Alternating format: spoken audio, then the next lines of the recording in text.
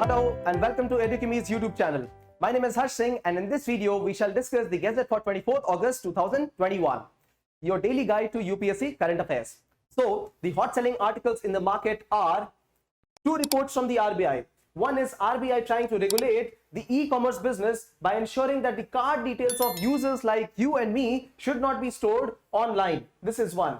Another one is an RBI report by the Vishwanathan Committee on regulation of urban cooperative banks. We will understand them in detail. And the third one is the first time release index, the Children Climate Risk Index by UNICEF. This day in history has been dedicated to Pluto, one of the dwarf planets. Featured news of the day, which is on a separate video. Now this is one video and rest of the Gazette discussion is on another video. So ensure that you watch both the videos. Now featured news of the day is on National Monetization Pipeline. This is where we will understand what was the government's plan to release this monetization pipeline only yesterday. We will also understand how this gets integrated with National Infrastructure Pipeline. Also, what are the details of this pipeline scheme and the advantages and issues associated with this. Issues become very, very important. So this is one video in itself. The coming back to the Gazette discussion, image of the day is on a climate resilience infrastructure, fossil free steel. Terms and concept for the day. We discussed 4 terms and concept for today. The first one is S400 Triumf Missile, which India has purchased from Russia. Update from the same. PM UDAY Scheme. The third one is the ZyCoV-D vaccine, which has been released by India. This is the first needle-free vaccine in the world, also released by the company called as Zydus Cadila. The fourth one is a monsoon break. Update on the same. Editorials of the day. The 3 editorials that we cover today are: first one on Ujjwala 2 scheme, an opinion on the same. The second one is on parliamentary lawmaking procedure and some scrutiny about the same, a different perspective. And the third one relates to Afghanistan and India and Pakistan, opinions of the same. The case study of the day is from China, where China has curtailed the movement of people, has imposed strict measures, and it has ensured the minimal number of COVID cases in the country. We will study that. Let's start the discussion. Snapshot 1. To ensure that the commerce business is protected, to ensure that the customers of the online e-retailers are protected, the RBI has given a guideline to these e-retailers saying that the data, that the card data of the debit card, of the credit card will not be put and will not be stored on the e-retailer's website. This is to ensure that the ransom attacks do not attack the customers of these e-retailers, right? So these new guidelines have said that the customers will have to put in the 16-digit card number every time they make a transaction. These card details will not be stored. Right now the system is such that these details are stored and only the verification through CVV number or OTP is done by the user, done by users like us. Now from 2022 onwards, this will not happen. We will have to ensure that this whole digit of the card be put so that ransomware attacks are avoided. Either this structure or the other structure called as tokenization. This means that the authentic, that the most valuable data is not shared by the organization. So token is shared. That means a data which is in synchrony with the important data. So 16-digit number will not be shared. Some data which is in sync with this data, relatable only to this data, will be shared for customer safety, for data security. So this is the important benefit of this particular new initiative of the RBI, right? Now, we have already seen how the e-commerce business has been regulated. We have seen the e-commerce policy. We discussed this on June 22, one of the snapshots. We also discussed how this will stifle business with other competitors. We have also seen how the open network digital commerce will play an important role affecting the commerce of the digital companies. And again, this initiative. So the idea that I am pointing out here is that some concerns associated. For example, the Digital India initiative, that will be impeded, right? It will also affect some ease of doing business because a lot of foreign companies which are participating in e-commerce business, they will be curbed from participation, right? If you want to know more about the earlier articles that we discussed on e-commerce, all you got to type is e-commerce Edukemy on Google and you will find the previous articles of June, July and August. We have published some feature articles, we have published some snapshots and some editorials in the same regard. Snapshot 2 is on the regulation of the urban cooperative banks. Right now, the NS Viswanathan committee, which was appointed by RBI has said that there be an umbrella organization to regulate this structure of the urban cooperative banks. This will be a 4-tier structure. Now, presently the urban cooperative bodies are not regulated well. Why? Because presently they do not have a professional board governance. There are issues with the human resources. Also, the amount of lending that they do, the risk associated with it, this is completely differentiated for different banks. Also, we can see that they are lacking in financial capacities. So the way they are financed is also an issue. So therefore, to streamline this whole process, to ensure that there be good services provided by these organizations, also there will be cloud services, standard cloud services provided by this umbrella organizations. Also, this umbrella organization will act as a self-regulating organization under the RBI.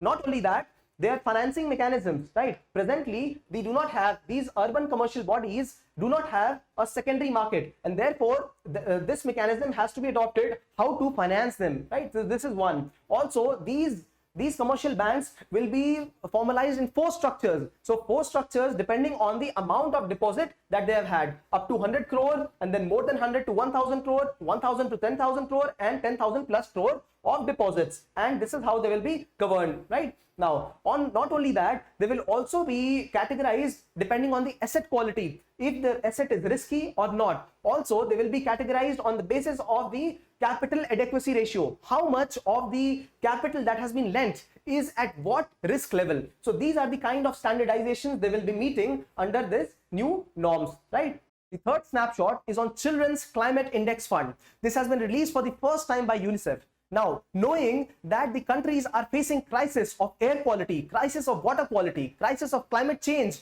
induced by increased floods, disasters, disease associated with it, the world had to release this kind of index, especially for the children. Why? Because they are at the growing age. They are at a very vulnerable age where they do not have access to finances, where they are developing physiologically, and yet they do not have access to important resources. Now, during the times of climate change, do we not see that children also need to breathe?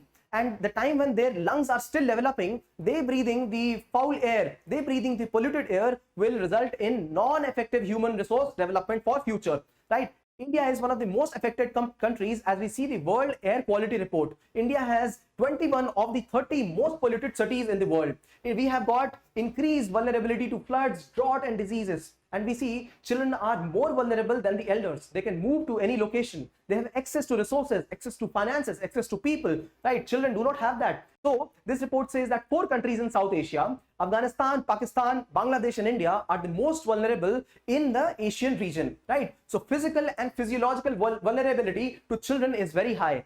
India is one of the 33 extremely high risk countries where children are most affected because of this kind of climate risk, right? Therefore, the environmental shock must be reduced. But in countries like India, we have coastal flooding, riverine flooding, cyclone, vector-borne diseases, pollution, and water scarcity. Now, at least when there is convergence of these at least of these 4 issues, this is where we see most of the climate shock to the children as well. This day in history has been dedicated to the planet Pluto. In fact, the dwarf planet Pluto. Why? Because it was on August 24, 2006 when the planet was downgraded to the status of a dwarf planet. The prime difference between planet and a dwarf planet that lies in the definition of a planet. The planet is defined by 1. If it can orbit around the sun, right? Second, if it is in an equilibrium state so that it has a shape of its own, which Pluto also has. But the third category, that it does not have a clear orbit. This is what made the Pluto come out of this planet body and become a dwarf planet. Rest of the planets, all of them have a clear orbit. Noteworthy to mention is that there is a Kuiper belt, an asteroid belt which is similar to the asteroid belt between Mars and Jupiter. This is beyond Neptune and it is far bigger than what is the asteroid belt which is between Mars and Jupiter. So do remember Kuiper belt beyond Neptune. First term in use is the S400 Triumf missile. Who has developed it? Developed by Russia. Who has purchased it? Purchased by India. Now these missiles are a defense system. This is a defense system for India to protect the point defense objects or the aerial defense. So they will form a defense perimeter around a particular area to defend that particular place, right? They will be in different levels. So the short level of missiles will be different missiles and the long range missiles will be different range of missiles. They will be protecting up to a height of the 30 kilometers of particular height, right? And this will form an impenetrable grid of missiles. So missiles for different ranges. They will also be resistant to electronic jamming of these anti-aircraft missiles, right? Now, they are different from certain other kind of missiles. For example, the US Patriot missiles, the range of this missile is less. Also, US THAAD. THAAD is the Terminal High Altitude Area Defense. Now, THAAD has been established by USA in countries like South Korea, in countries in Eastern Europe. Now, these are the ones which have irked North Korea, irked Russia in the Asian region. And one prime difference between US THAAD and what we have is that this is a single layer defense. US THAAD is single layer defense, right? So in case there is a missile which penetrates US THAAD, then another missile, another Patriot will have to be fired. But in our S400 Triumph missile system, it is a multi-layered missile system. So this is the prime difference between these two. Second term in news is Prime Minister UDAY Scheme. This relates to the Awas Adhikar Yojana in urban areas. That means housing for all in urban areas. Important update regarding the same is that the government has asked for people to fill up the registration forms. People had applied, but only 20% of the people filled up the form completely, right? The people who filled up the form also have applied from forest regions, the people who are living in forested areas, people living on water bodies, right, enclosed water bodies or the Yamuna floodplains. So this is where the government will scrutinize the application in details to understand how the legitimizing of the people living in these areas should be proceeded with. For the vaccine, this has been developed by the company called as Zydus Cadila, and it is in news because of two important reasons. The first one is it is the world's first vaccine which will be delivered through without a needle. So in case you fear the prick, this is the vaccine that you got to take. It is injected in the body as the surface, the skin itself absorbs this liquid through the high pressure injection, right? So this is the technology used. It is also in news because of another reason. It is the world's first plasmid DNA vaccination, right? Plasmid DNA vaccination. Previously, we have had at least two technologies for vaccination. The first one was injecting the virus itself, dead or weakened virus, and the second one was the mRNA vaccination, right? Companies like Moderna and Pfizer have developed their vaccinations, and the one in which we directly inject the virus, that is Covishield. And this is the reason we see more fever to the person in a person who is introduced this kind of vaccine, the one in which we directly introduce the virus, because the virus will produce that effect in the body even if it is weakened, and that is why it is a little more dangerous as compared to the other ones, it is being said, right? So what are these mRNA and the plasmid DNA vaccinations? Now in mRNA, a messenger RNA is used. A messenger RNA is used and it is injected in the body of the person, right? This creates that protein which creates the same effect as that of the virus, and therefore antibody in the person is generated. So this is mRNA. And plasmid DNA, the whole messenger RNA is put inside the plasmid, right? So this is a cell, and in this genetically engineered cell, the RNA is put inside, right? So and then it is later injected in the body. Now, the main advantage of these two technologies, mRNA and plasmid, over the normal virus injection is that they are more safer to use. This is one. They are easier to create, right? So they are most cost effective. They can sustain themselves also in high temperatures, right? So they can be kept, the vaccines can be kept at high temperatures also, right? So this is the development. Fourth term in use is monsoon break. Now this term means that there will be a pause in monsoon. There will be a break. There will be a small break in monsoon. This is what IMD has predicted. Why does this happen? Let us understand quickly. Now, during the month of April and May, there is a low pressure in the northern Indian plains, and there is high pressure in the southern Indian Ocean. And this is what attracts the winds towards the Indian plains, right? And there is this apparent heating is the one which causes low pressure, right? Apparent heating. However, this place where the extreme heating happens, this also keeps shifting with time, right? So the word uses monsoon trough. So the low pressure region might shift a little lower or higher at times, and because of this, there are certain places which might not get adequate rainfall, and this is what results in a monsoon trough and later monsoon break. So right now, the monsoon trough has shifted towards the Himalayas, and therefore it will cause more rainfall here because there is more low pressure on the northern Indian belt, and then in the middle part there will be less rainfall and there will be a monsoon break. The first editorial of the day is on finding a healthy way to cook. This is about the LPG transition in the country.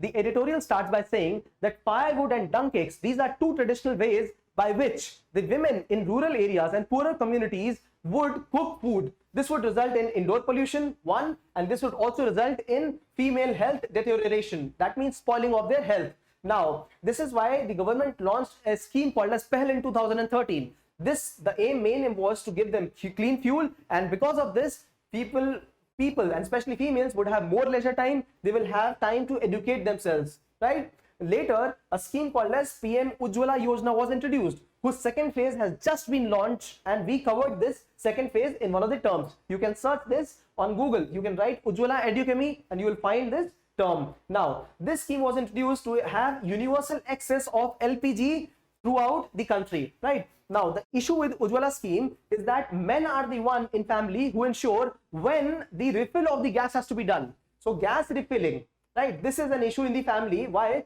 Because men say that you better go and collect firewood and dung cakes. We will save money. So value of female labor is not respected. And then we get into the same trap of indoor pollution and female health deterioration, right? This is why the article suggests that one size does not fit all approach should be adopted. How? By ensuring that we also provide solar mechanisms, by ensuring that we provide biogas also, electrical mode of cooking also. So these are various means through which all the communities in India could be addressed. Right now, the Ujjwala scheme addresses, but there are still deficiencies. For example, Ujjwala scheme talks of deposit-free LPG connection. That was always there in Ujjwala 1 as well. Now they also introduced two additional benefits for the poor people. One, a free refill. One is that, and the second one is a free stove. But these entries also do not address the concerns of poor, right? Because again, the refilling issue will happen, and that is why if there are communities in diverse sectors, diverse means should be adopted. This is what the editorial speaks of. We have covered innumerable editorials on how parliamentary process has gotten impeded. This is another editorial with a new perspective. So let's discuss it. The editorial starts by saying that lawmaking is a legal process, and in this process there are times when the government and the parliament also adopt a means of public review, public opinion, and this is the pre-legislative scrutiny. This is very important to get public opinion and to gain the confidence of public. After that, the legislative scrutiny also must happen. This is where discussions happen in the parliament. Sometimes parliamentary committee is also the one which investigates and researches on the particular bill, presents its lacunae, and then recommends changes. So this is the complete procedure after which the bill is passed in the parliament, right? Now, what government does these days is passes ordinance. It exploits the lawmaking provision through passage of ordinance. There are times when the session of the parliament is cut down so that an ordinance can be passed. There are times when the ordinance is promulgated just before the session also begins. So there are various mechanisms the government tries to play with to ensure that the legislative scrutiny is avoided. This is something that should not be done. There are also times when the ordinance has to be cleared by the parliament later and the parliament completely misses it altogether, right? The article says that the acts created by the parliament are not complete in themselves unless and until we have rules and regulations which support them, right? And they are the ones which enforce the law. The acts themselves created will not enforce. There have to be provisions in IPC, provisions in CRPC. So there have to be rules and regulations also made to enforce this, right? The article summates by saying that there is an unmeasurable cost. There is unmeasurable cost of poorly made laws, of laws which are not scrutinized, of laws which are not held in the public review or opinion. And therefore, there are many times that we lose opportunity for the country when we follow a procedure like this. Third editorial is on a development from Afghanistan. The editorial starts by saying that Afghanistan is a new phase from inside and a new phase from outside as well. Outside, it is demanding recognition, international recognition from the various countries, and from inside, it is establishing a new political order. Pakistan has been patient for the last 2 decades because Taliban was overthrown in the year 2001, and Pakistan has been feeding and supporting Afghanistan and especially Taliban in the last 2 decades. And here is the moment of victory for Taliban and Pakistan both. Now the situation is such that these tribes, the various tribes, they are into victory, the moment of victory and distribution of the spoils of war. That means who will gain which ministry and who will take what part. after winning this war against USA, right? Even the non-Taliban tribes are also becoming a part of it, right? Now, the main issue the article says is about international legitimacy of Taliban. Although they have said a lot of things, they will be peaceful, they will be inclusive, they will include non-Taliban members in their government. However, the international community demands certain important things from the government in Afghanistan. One, inclusivity in government, not only for Muslims but all communities that are residing in Afghanistan. Second, enabling women rights. Third, no terrorism in the country. And the fourth is opium, no production of opium in the country. Noteworthy is to mention that a lot of opium being cultivated here also was utilized by Taliban to increase terror during those times. Also, it was sent to European Union as well. Now, this is the reason why many countries have blocked their remittances to Afghanistan and also blocked financial assets like USA. A new axis is developing between countries like Afghanistan, Pakistan, China, Russia, and Turkey. The main idea is to legitimize Taliban, and these are the foreigners in the same. And therefore, should India be in this strategic competition with Pakistan to legitimize Taliban? The article says no.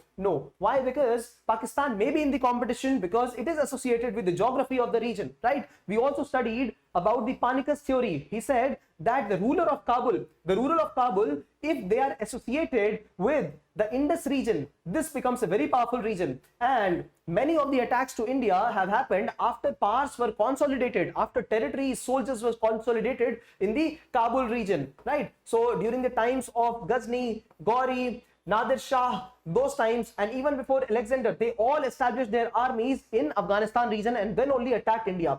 And therefore, the ruler in the Indus region is very important. And here this is Pakistan. Therefore, Pakistan gains the advantage of geography. However, what is the advantage for India? The article says India is acting with the policy of masterly inactivity, and this is good for India. The article says masterly inactivity. Why is India inactive right now? India is inactive because India does not gain the advantage of geography, and also India is conserving its resources, right? Just like USA now is conserving its resources. So India is conserving its resources because Afghanistan may not provide it as many benefits right now. This is what the editorial speaks of. It says that it is Pakistan's forward policy to ensure that Kabul be integrated with it. Fine, that's fine. And Pakistan will also try to modernize the economy of Afghanistan. Now, this is where India must be patient, and this strategic patience will lead India to some productive result with Afghanistan in times to come. Case study is from China. Now, in China, there has been a zero tolerance policy for new COVID cases. And the idea is to ensure that there is no locally transmitted case of COVID in the country. Now, they have adopted this strict measure in multiple ways. The first one is that they have segregated people in 4 categories, in particular 4 categories. One is the confirmed cases which are being treated, and the second one is suspected cases, people with some symptoms, and people with contacts. They have been isolated. So this is one. The second one is having the 24-hour checkpoints. Now, this is where the people will be registered. Any person entering or leaving the community will be registered. And the third one is also ensuring that flights in and out of particular cities be curtailed for a certain duration, so that there is no transmission of corona cases in China. And this is how China has achieved no locally transmitted cases for the COVID since July. If you've liked this video, shower some love on us by likes, comments, and shares. If you subscribe to the channel, you will receive timely updates. Thanks for watching.